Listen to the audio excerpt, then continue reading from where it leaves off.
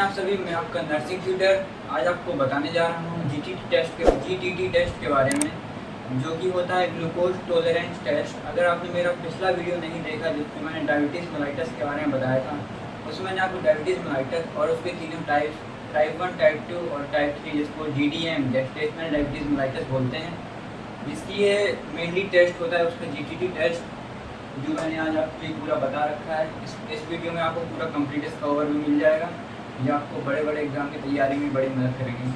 तो चलिए अब एक बार पढ़ लेते हैं जीटीटी के बारे में। ग्लूकोज टॉलरेंस टेस्ट, जैसे कि आपको नाम से पता चल रहा होगा कि पूरा का पूरा क्या टॉलरेट हो रहा है, ग्लूकोज टॉलरेट हो रहा है। ठीक है, ये देखिए शुरू करते हैं। Why GTT is done, GTT किया क्यों जाता है। जैसे कि हम लोग जानते हैं जो हमारी गेस्टेशनल डायबिटीज़ होती है वो प्रेग्नेंट वुमेन्स में होती है। अब एक बार देख लेते हैं, आज मैंने उसका बहुत लिख रखा है। देखिए, कॉम्प्लिकेशन फेस इन प्रेगनेंसीज, क्या क्या कॉम्प्लिकेशन फेस होती है प्रेगनेंसी के टाइम पे।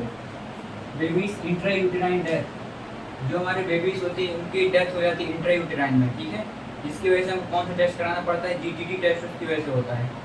इसका देखिए मैक्रोसोमिया, मैक्रोसोमिया क्या होता है, जब बेबी का वेट 4 kg से ज़्यादा हो जाता है, 4 kg ज़्यादा का वेट का बेबी होता है, उसको मैक्रोसोमिया बोलते हैं। ये भी डायबिटीज मेलाइटस, क्योंकि हमारे डायबिटीज मेलाइटस उसकी कंडीशन में आता है जो प्रेगनेंसी से फेस होता है। ठीक है, इसका देखिए बैड पोस्टेरिक हिस्ट्री, यानी कि जो उसकी प्रेगनेंसी है उसकी खराब मतलब हिस्ट्री, उसमें जो प्रेगनेंसी इंट्रायूटेराइन है उसमें अच्छे से बेबीज़ का फॉर्मेशन नहीं हो पा रहा है। ठीक है, ये बैड ऑब्स्टेरिक हिस्ट्री में आता है। प्रेग्नेंट वुमेन्स के लिए ये सब कॉम्प्लिकेशंस होते हैं। ठीक है, आगे देखिए प्रेगनेंसी लॉस, ये भी एक बहुत बड़ा कॉम्प्लिकेशन है। ठीक है, अब आगे चलते हैं, थोड़ा और अंदर पढ़ते हैं इसके। व्हेन इट इज डन, ये कब किया जाता है। ठीक है, तो मैंने लिख रखा है GTT is ideally done in between 24 to 28 weeks.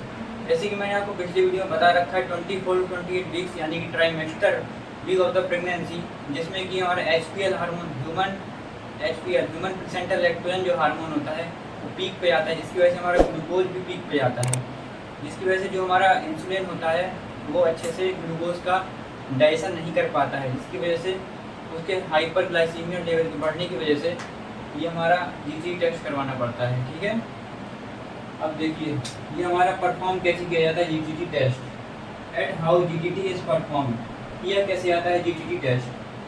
सबसे पहले 8 आवर्स फास्टिंग ओवरनाइट, मतलब कि हम सबसे पहले क्या करना पड़ेगा, ओवरनाइट फास्टिंग करनी पड़ेगी 8 आवर की।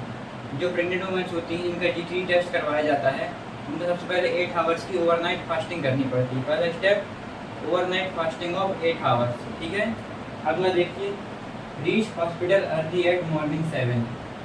अब जब ओवरनाइट फास्टिंग करेंगे तो सुबह 7 बजे कम से कम हॉस्पिटल पहुँच जाएँ। इसके लिए जीटीटी टेस्ट के लिए पहला स्टेप 8 आवर्स ओवरनाइट फास्टिंग, उसके बाद रीच हॉस्पिटल एट 7 o'clock। ठीक है, अगला पॉइंट देखते हैं। You need to drink 75 grams of glucose. जब वहाँ पहुँचेंगे तो आपको वहाँ पर 75 ग्राम ऑफ ग्लूकोज दिया जाएगा पीने के लिए। जीटीटी टेस्ट इसी से परफॉर्म होता है। ठीक है, जो हमारा ग्लूकोज होता है जब अंदर जाएगा, हमारा इंसुलिन उस पर कितना अच्छा वर्क कर पा रहा है, ये हमारा जीटीटी टेस्ट ही परफॉर्म करके बताता है। ठीक है, अब आगे देखते हैं। After this 1 to 2 hours GTT is perform. इसके बाद जब इसको 75 ग्राम मतलब पी लेंगे ग्लूकोज, उसके बाद फिर 1 से 2 घंटे के बाद जीटीटी टेस्ट आपका परफॉर्म किया जाएगा। उसके बाद 1 से 2 घंटे के बाद, याद रखिए मैंने वर्ड को, 1 से 2 घंटे के बाद जीटीटी टेस्ट परफॉर्म किया जाएगा। उसके बाद क्या होगा, report available after 2 to 3 hours. उसके बाद आपकी रिपोर्ट जो होगी 2 से 3 घंटे बाद अवेलेबल हो जाएगी। ठीक है, अब इसका जो मेनली चार्ट है वो एक बार हम लोग पढ़ लेते हैं, जिससे कि पूरा क्लियर हो जाएगा व्हाट इज जीटीटी एंड जो जीटीटी होता है वो किन किन, जैसे डायबिटीज मेलाइटस जैसे कन्फर्मेशन के लिए टेस्ट होता है, उन समय कन्फर्म कैसे हो पाता है। देखिए सैंपल लिया जाता है फास्टिंग ब्लड शुगर का सैंपल। ठीक है, सबसे पहले, और पोस्ट पेरेंटियल का सैंपल। ठीक है, इसमें क्या होता है 70 to 100 mg पर डीएल। अगर आपका ये निकलता है 70 to 100 mg पर डीएल तो आप नॉर्मल रेंज में हैं, तो आपको डॉक्टर जो है वो प्रिस्क्राइब करेगा कि जो आपकी डाइट है वो कंफर्म डाइट है, उसी डाइट पे चलिए, तो आप एक मतलब कि अच्छी प्रेगनेंसी ले सकेंगे। ठीक है, आगे देखिए प्री डायबिटीज मेलाइटस। अगर आपका जो रेंज है 1 से 10 से 125 mg पर डीएल, ठीक है, तो क्या है आप पीडीएम यानी प्री डायबिटीज मेलाइटस की कंडीशन में आते हैं। अब आगे देखते हैं, अगर आपका जो रेंज है वो 125 से ज़्यादा आता है, 125 mg पर DL से ज़्यादा, यानी कि आप डायबिटीज मेलाइटस की कंडीशन में आ चुके हैं, ठीक है, आपको डायबिटीज मेलाइटस है। अब देखते हैं फास्ट करंट ईयर, अगर आपका 140 mg पर DL से कम है तो आप नॉर्मल रेंज में हैं, ठीक है। इसके बाद अगर प्री डायबिटीज मीडियम है, अगर आपको 140 से 199 mg पर DL, अगर आपको 140 to 199 mg पर DL है तो आप पीडीएम यानी कि प्री डायबिटीज मेलाइटस की कंडीशन में आते हैं। इसके बाद 200 mg पर DL से ज़्यादा है, ठीक है, तो आप डायबिटीज मेलाइटस की कंडीशन में आते हैं। तो जीटी टेस्ट यही था, एक बार इसको रिवाइज कर लेते हैं, क्विक रिवीजन कर लेते हैं। जो जीटीटी होता है वो प्रेग्नेंट वुमेन्स में कराया जाता है बेसिकली, ठीक है, और ये हमारा आइडियल एग्जाम में आता है 24 to 28 वीक्स में, ट्राइमेस्टर वीक होता है प्रेगनेंसी का, ठीक है।